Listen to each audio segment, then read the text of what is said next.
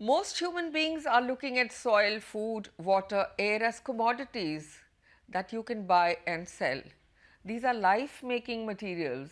Two-thirds of your body is water, two-thirds of the planet is also water. If you're looking for life, you look for a drop of water. Let's listen in to what Sadhguru says on water. Sadhguru explains now that water has memory and that we can benefit from this aspect by paying attention to how we keep the water that we drink with respect. Let's listen in. Today there is substantial scientific evidence to show that water has tremendous memory. If you just generate a thought looking at the water, the molecular structure of the water will change. Just a look, the molecular structure of the water will change. If you touch it, it will change. How you touch it is very important.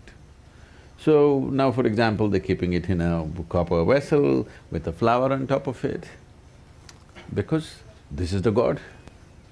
What other god? If you don't drink water for one day, this is the only god, no other god, isn't it? So, how you treat the water, the memory remains for a long period. So before we consume it or before it touches our body, how we treat the water changes the quality of everything in our system. This is a science we have always known, but today modern science has done enormous amount of experimentation on this. Now they're saying water is a liquid computer. The volume of memory and intelligence it carries by itself. It is a liquid computer. This is what they're saying, it's a fluid computer. We have always known this. What is called as tirth, why for one drop of water people go and stand in a temple, is because it has the memory of the divine. You want to take that into your system.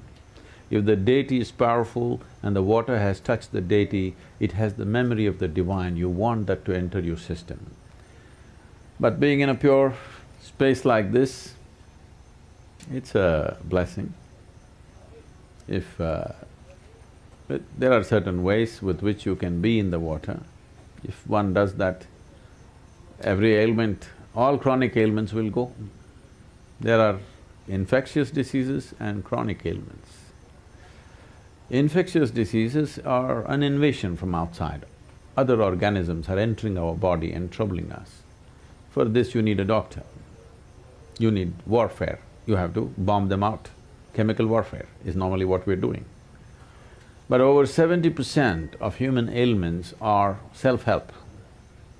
We manufactured that within our system. This is simply because fundamentally, the way we are treating the elements within ourselves and around ourselves. The so-called modern life has absolutely no reverence to the substances which make our life. The life-making material is being treated badly and we're expecting it'll behave well within us and it will not.